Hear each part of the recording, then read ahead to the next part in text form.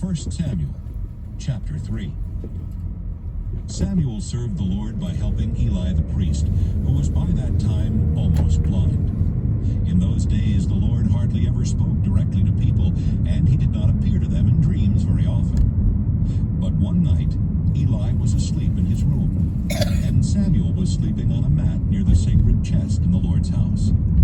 They had not been asleep very long when the Lord called out Samuel's name.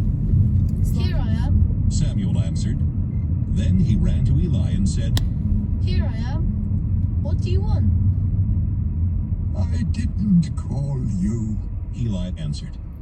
Go back to bed. NBA. I've seen this card. Samuel went back.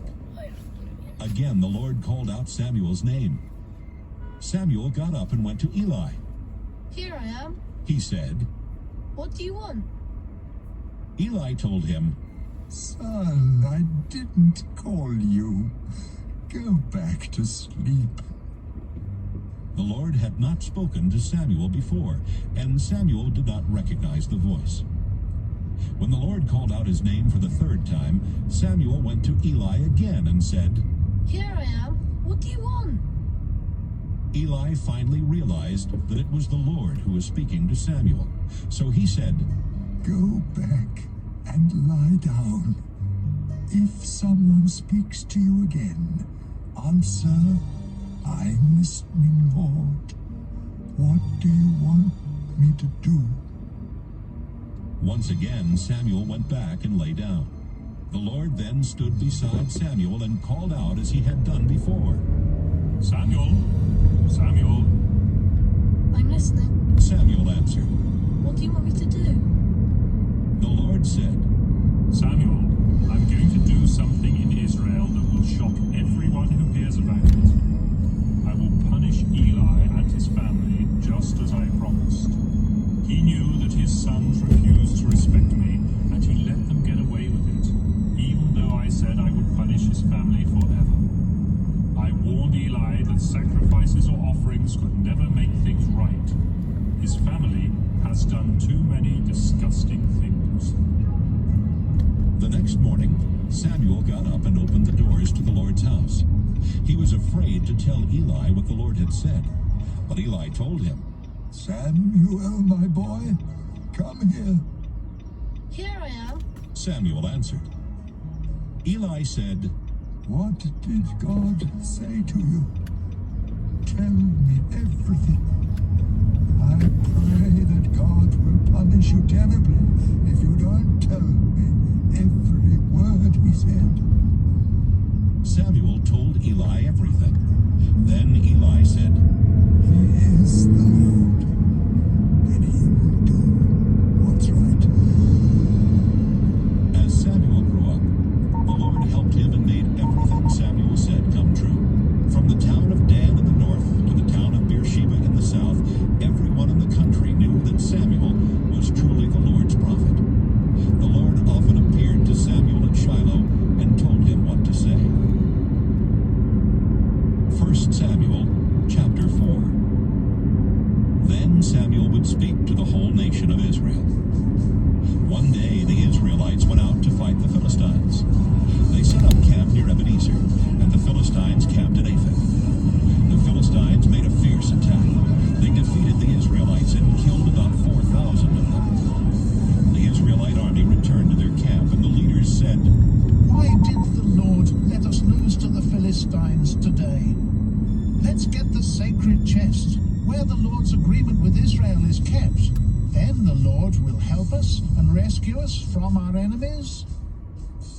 The army sent some soldiers to bring back the sacred chest from Shiloh, because the Lord all-powerful has his throne on the winged creatures on top of the chest. As Eli's two sons, Hophni and Phinehas, brought the chest into camp, the army cheered so loudly that the ground shook. The Philistines heard the noise and said, What are those Hebrews shouting about? When the Philistines learned that the sacred chest had been brought into the camp, they were scared to death and said, The gods have come into their camp. Now we're in real trouble. Nothing like this has ever happened to us before. We're in big trouble. Who can save us from these powerful gods? They're the same gods who made all those horrible things happen.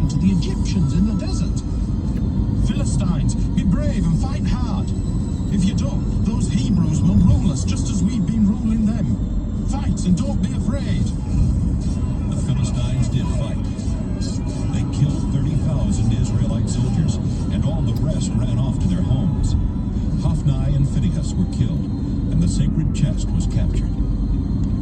That same day, a soldier from the tribe of Benjamin ran from the battlefront to Shiloh. He had torn his clothes and put dirt on his head to show his sorrow. He went into town and told the news about the battle, and everyone started crying. Eli was afraid that something might happen to the sacred chest, so he was sitting on his chair beside the road just waiting. He was 98 years old and blind, but he could hear everyone crying, and he asked, What's all that noise? The soldier hurried over and told Eli, I escaped from the fighting today and ran here. Young man, what happened? Eli asked. Israel ran away from the Philistines. The soldier answered. Many of our people... including your two sons, Hophni and Phinehas. But worst of all, the sacred chest was captured. Eli was still sitting on a chair beside the wall of the town gate. And when the man said that the Philistines had taken the sacred chest, Eli fell backward. He was a very heavy old man, and the fall broke his neck and killed him. He had been a leader of Israel for 40 years. The wife of Phinehas was about to give birth, and soon after she heard that the sacred chest had been captured, and that her husband and his father had died, her baby came. The birth was very hard, and she was dying. But the women taking care of her said, Don't be afraid. It's a boy. She didn't pay any attention to them. Instead, she kept thinking about losing her husband and her father-in-law. So she said, My son will be named Ichabod, because the glory of Israel left our country when the sacred chest was captured. 1 Samwel Chapter 5. The Philistines took the sacred chest from near Ebenezer to the town of Ashdod. They brought it into the temple of their god Dagon and put it next to the statue of Dagon, which they worshipped. When the people of Ashdod got up early the next morning, they found the statue lying face down on the floor in front of the sacred chest. They put the statue back where it belonged, but early the next morning, it had fallen over again and was lying face down on the floor in front of the chest. The body of the statue was still in one piece, but its head and both hands had broken off and were lying on the stone floor in the doorway. This is the reason the priests and everyone else step over that part of the doorway when they enter the temple of Dagon in Ashdod.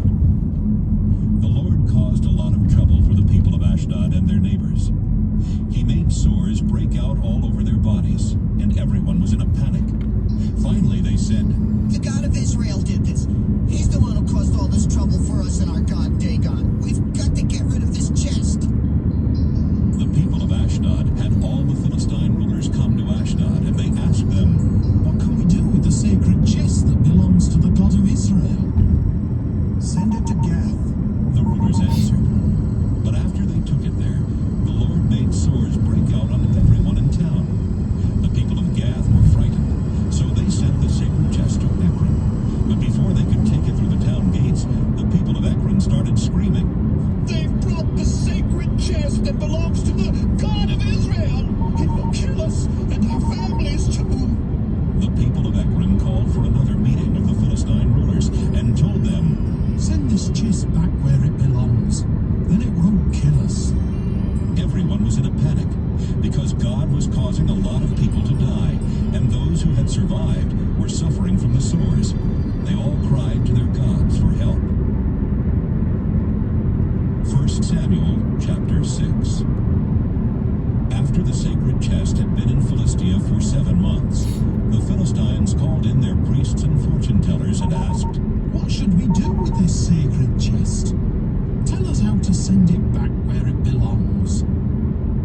Don't send it back without a gift. The priests and fortune-tellers answered, Send along something to Israel's God to make up for taking the chest in the first place. Then you will be healed, and you will find out why the Lord was causing you so much trouble. What should we send? the Philistines asked.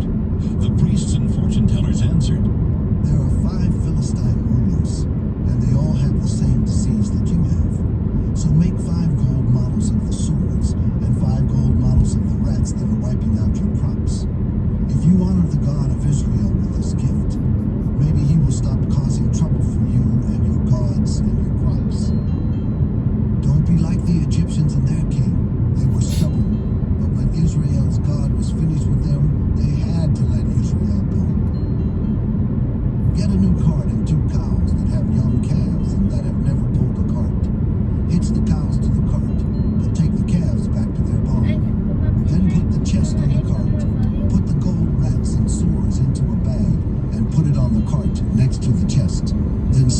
it away.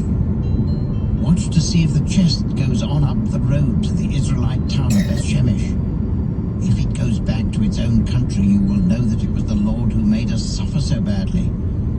But if the chest doesn't go back to its own country, then the Lord had nothing to do with the disease that hit us. It was simply bad luck. The Philistines followed their advice. They hitched up the 2 cows to the cart, but they kept their calves in a barn. Then they put the chest on the cart, along with the bag that had the gold rats and sores in it. The cows went straight up the road toward Beth-Shemesh, mooing as they went. The Philistine rulers followed them until they got close to Beth-Shemesh. The people of Beth-Shemesh were harvesting their wheat in the valley. When they looked up and saw the chest, they were so happy that they stopped working and started celebrating. The cows left the road and pulled the cart into a field that belonged to Joshua from Beth-Shemesh, and they stopped beside a huge rock. Some men from the tribe of Levi were there.